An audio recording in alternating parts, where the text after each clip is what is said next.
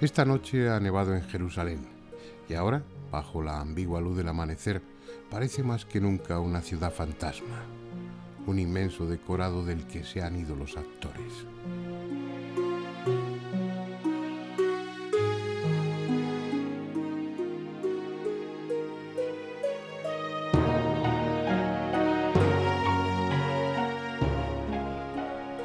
Es este un espectáculo insólito.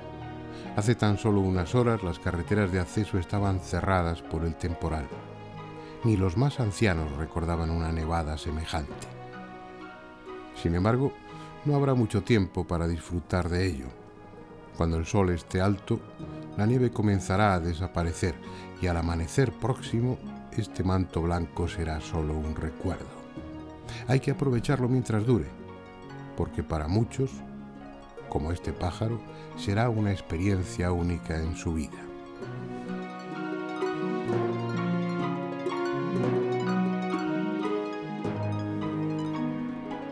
Con nieve o sin ella, ninguna otra ciudad le es comparable. Las hay más antiguas, más grandes, más hermosas, pero no son Jerusalén, la que en un tiempo fue considerada el centro geográfico del mundo. Parece hecha de 1000 piezas diferentes que no encajan, que nada tienen que ver entre sí. Sin embargo, es esa misma diversidad la que da sentido y coherencia a la ciudad. Este contraste de arquitecturas, de lenguas, de razas, de creencias y de costumbres produciría una sensación de angustioso desorden en cualquier otro lugar.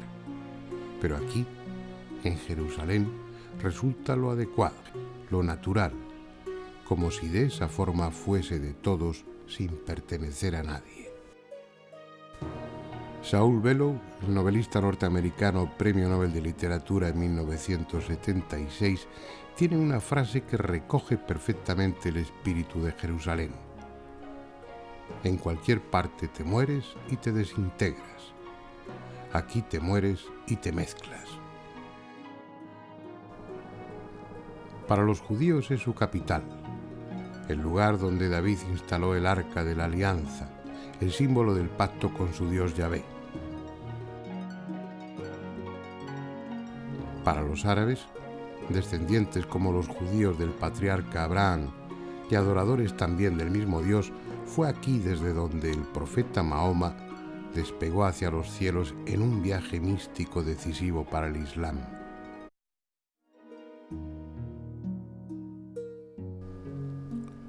Para los cristianos, escindidos hace 2000 años del resto de los judíos, Jerusalén es el escenario en el que Jesús vivió los momentos más cruciales de su existencia.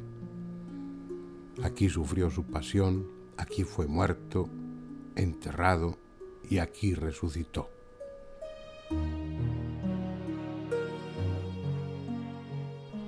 Y como una paradoja más de esta ciudad singular, todo ello es verdad y al mismo tiempo todo ello es mentira. El Muro de las Lamentaciones, donde judíos llegados de todo el mundo rezan con el pensamiento a medio camino entre la nostalgia del pasado y la esperanza de que el Templo de Jerusalén vuelva a ser reconstruido, nunca fue parte del mítico edificio. Son los restos de un muro de contención que dio firmeza al cerro donde el templo se levantaba.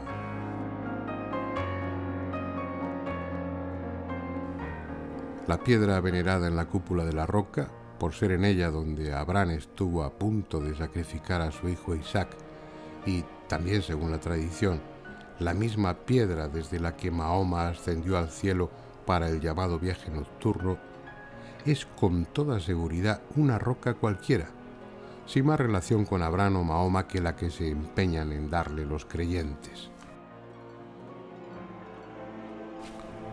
Las calles por las que anduvo Jesús están sepultadas varios metros por debajo de la Vía Dolorosa que ahora recorren los peregrinos, y la tumba que da nombre a la iglesia del Santo Sepulcro es probablemente la tumba de cualquier otro menos la de Cristo.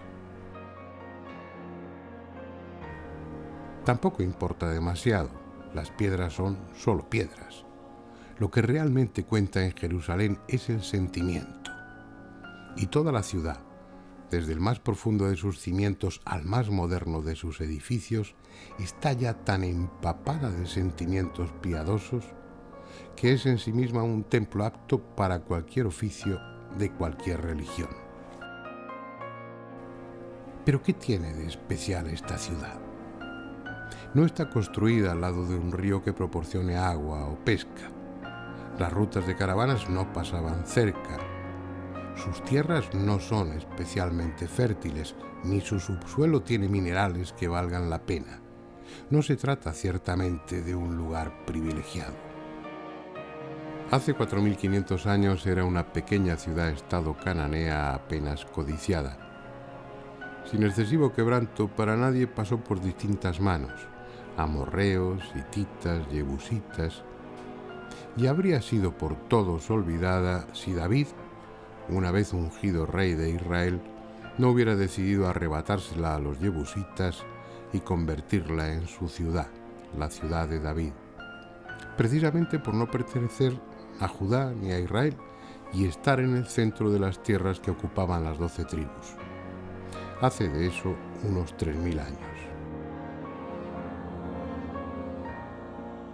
Pero lo que dio su auténtico y trascendente sentido a Jerusalén es que en ella se instalase de forma estable el Arca de la Alianza, ese extraordinario objeto del que se desprendía una mortal energía.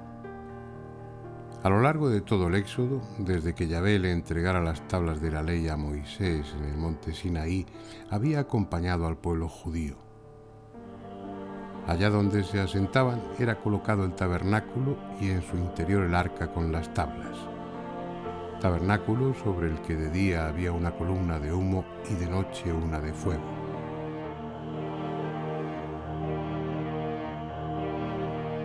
No obstante, sería el hijo de David, el célebre y sabio rey Salomón, quien mandaría construir un templo que, con la misma distribución que el tabernáculo, guardara para siempre el Arca de la Alianza.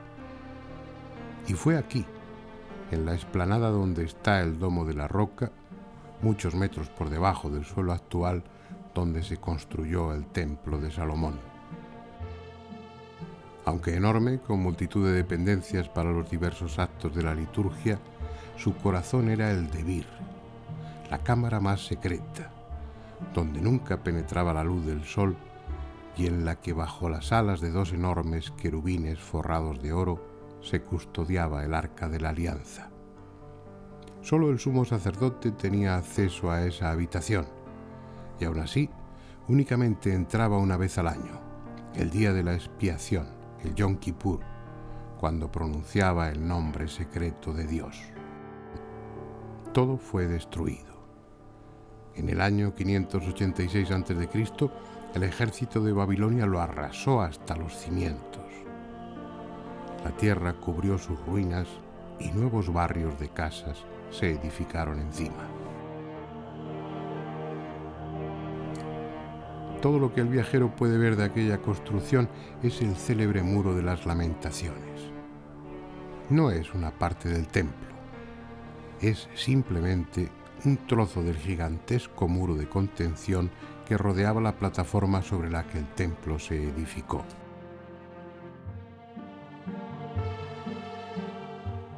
Pero ya que no podemos ver las ruinas del templo enterradas varios metros por debajo de la plataforma actual donde se levanta la mezquita de la Roca, al menos, y ya que nos han dado permiso para hacerlo, recorramos el túnel de los Asmodeos, que discurre pegado al muro, y hundámonos en las profundidades, atravesando túneles abovedados de la época de las cruzadas, antros oscuros y estrechos, abiertos por arqueólogos y profanadores en las antiguas construcciones que había adosadas al muro original, subterráneos habilitados para el culto, y todo un laberinto de cámaras, pasadizos y escaleras.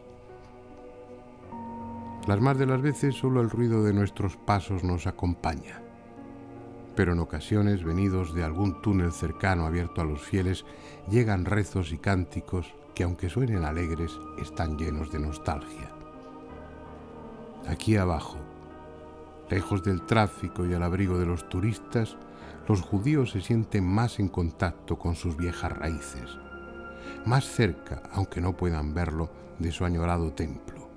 Dicen que en alguno de estos pasadizos, detrás de cualquier muro, hay una cámara donde permanece escondida el arca de la alianza en espera de que un nuevo templo sea edificado.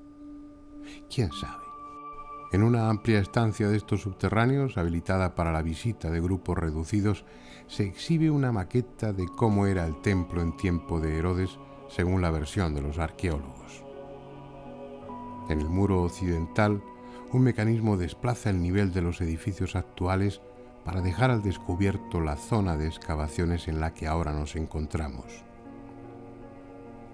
Nuevamente se recompone el nivel actual para después hundirse hasta el fondo de la maqueta y dejar sitio a otro panel corredizo que nos da una idea de la disposición del terreno en época de Herodes, con uno de los viaductos que permitían el acceso a la plataforma del templo, concretamente el denominado Puente de Wilson. Nada en estas sombrías profundidades permite imaginar lo que hace 2000 años significó el templo de Jerusalén. No están los ejércitos de peregrinos llegados de todas partes. No están los rebaños esperando el sacrificio ritual.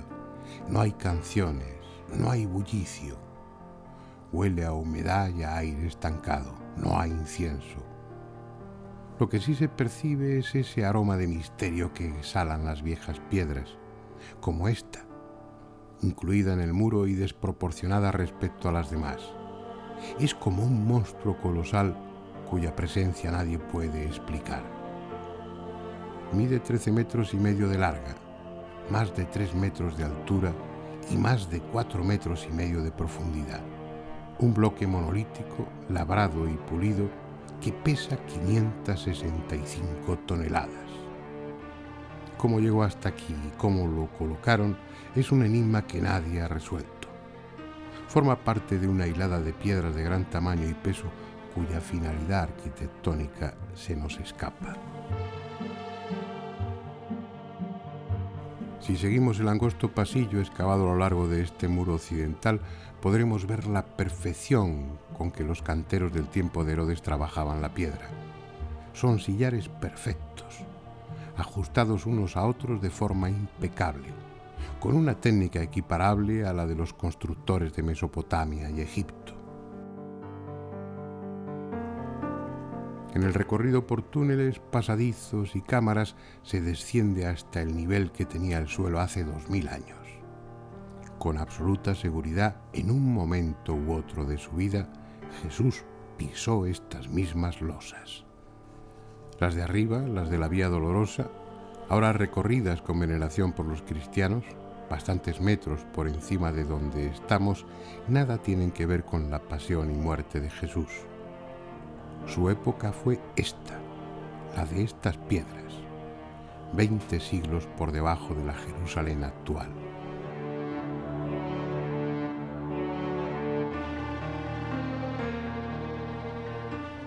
Escaleras arriba se llega hasta una puerta cualquiera, sin interés aparente, casi secreta, que se abre a la Vía Dolorosa, justo enfrente de la primera estación en la iglesia de la Flagelación.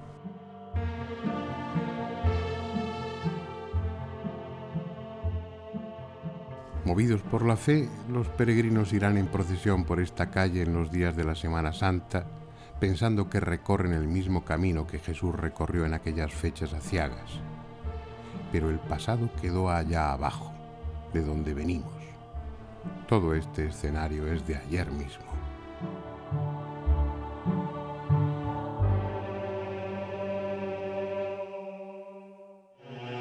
Y es que las religiones no se perpetúan en la piedra, sino en la palabra. Sin su templo, sin patria, disperso durante siglos, el pueblo judío ha mantenido su identidad religiosa gracias a la palabra.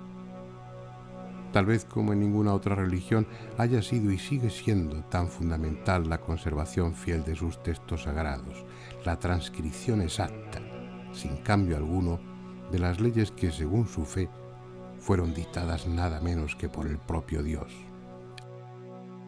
Leyes estrictas, complejas, sin aparente lógica muchas de ellas que, sin embargo, algunos se esforzaron en cumplir con todo rigor.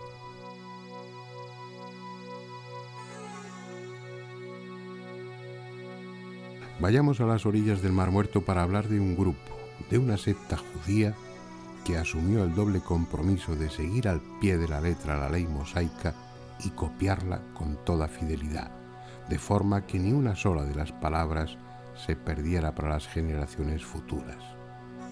Los esenios de Qumran.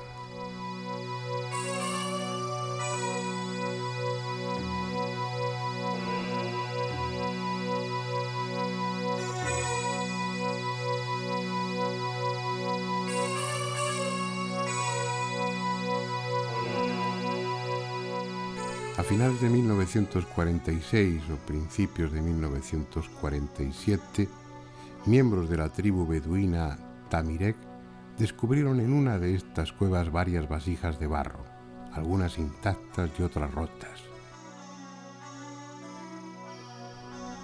Abiertas las que permanecían enteras, hallaron en su interior bultos malolientes que resultaron ser largos manuscritos enrollados, envueltos con tiras de lino para protegerlos y estas cubiertas a su vez con una capa de alquitrán o de cera.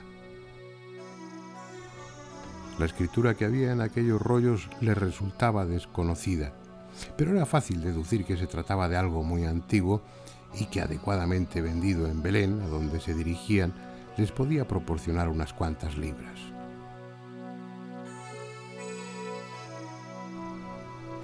Sería largo describir las vicisitudes sufridas por aquellos manuscritos.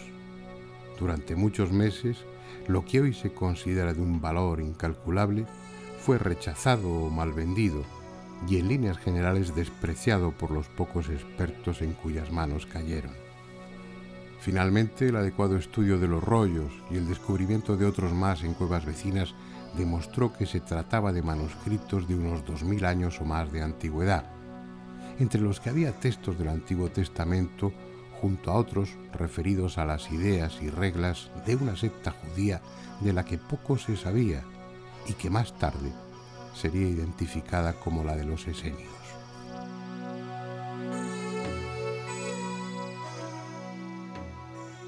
Este es el santuario del libro en Jerusalén.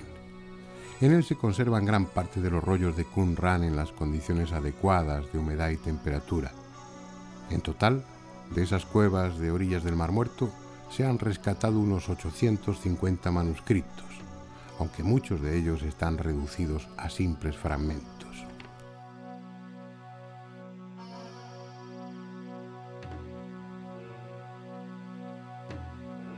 Pero, ¿por qué estos rollos escritos en hebreo, arameo y griego han despertado tanta expectación y tanta polémica? Hay varias razones. En los manuscritos del Mar Muerto están recogidos casi todos los libros del Antiguo Testamento. Esto quiere decir que los estudiosos de la Biblia tienen ahora a su disposición textos varios siglos más antiguos que los que han servido de base a la Biblia y que hasta hoy se han manejado por judíos, cristianos o protestantes. Textos que están mucho más próximos en el tiempo a los acontecimientos que la Biblia recoge. Muchos de esos manuscritos no están referidos al Antiguo Testamento, sino a la propia secta.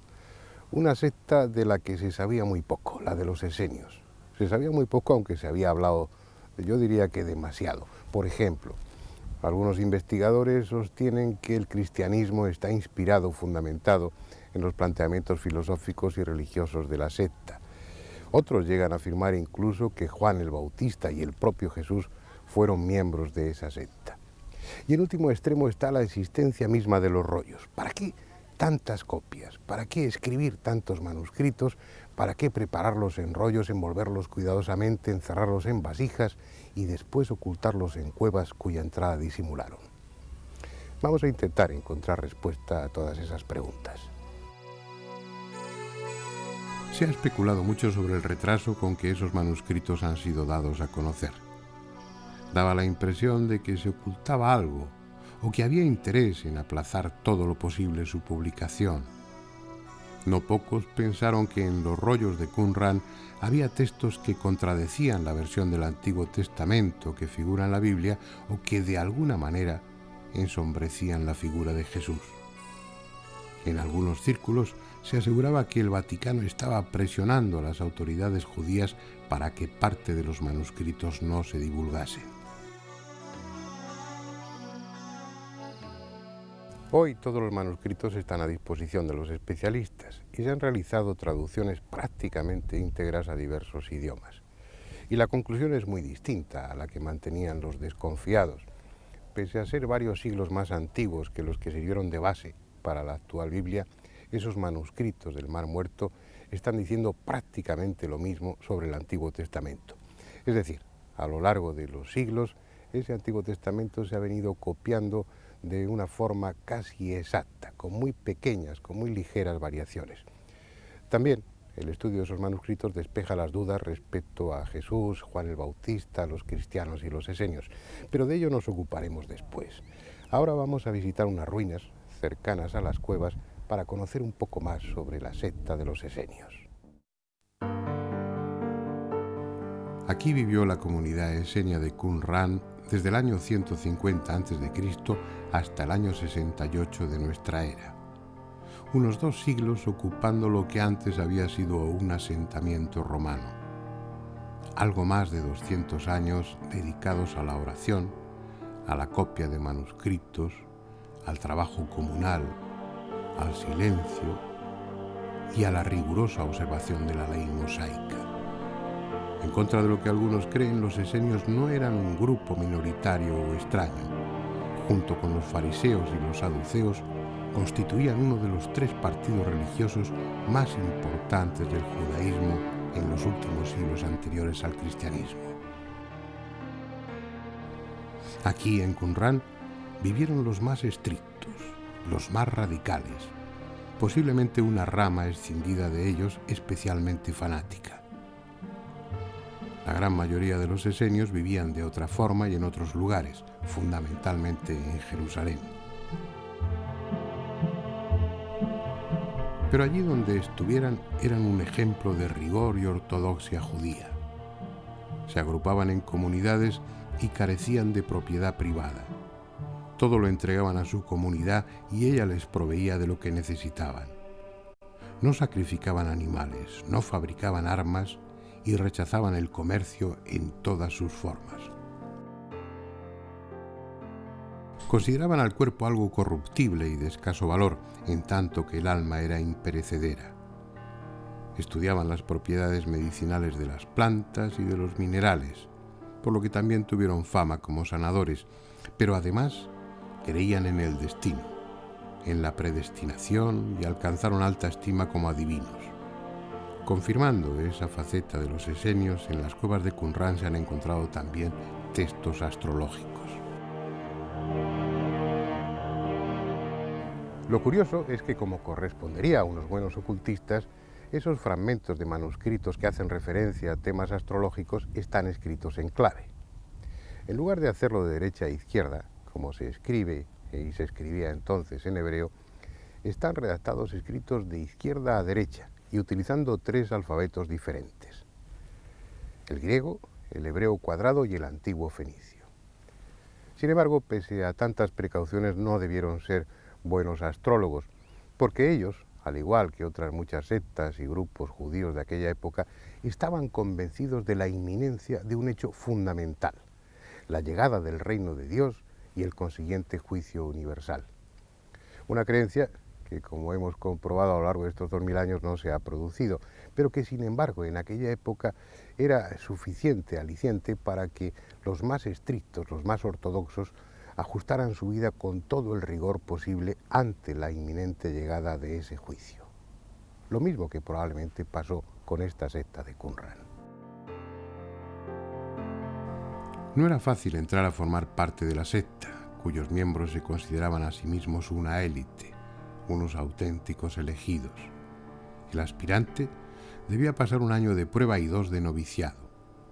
Si lo superaba, lo que no era fácil, ingresaba tras solemnes juramentos en los que asumía plenamente las normas de vida de la comunidad, basadas en la observancia rigurosa de las leyes contenidas en la Torá y reveladas por Dios a Moisés.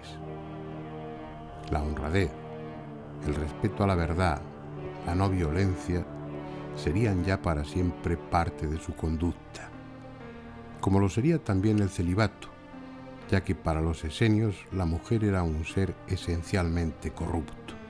En las ramas esenias menos estrictas, el matrimonio estaba permitido por necesidades de procreación, pero aún así, la mujer era sometida a prueba durante 3 años antes del matrimonio.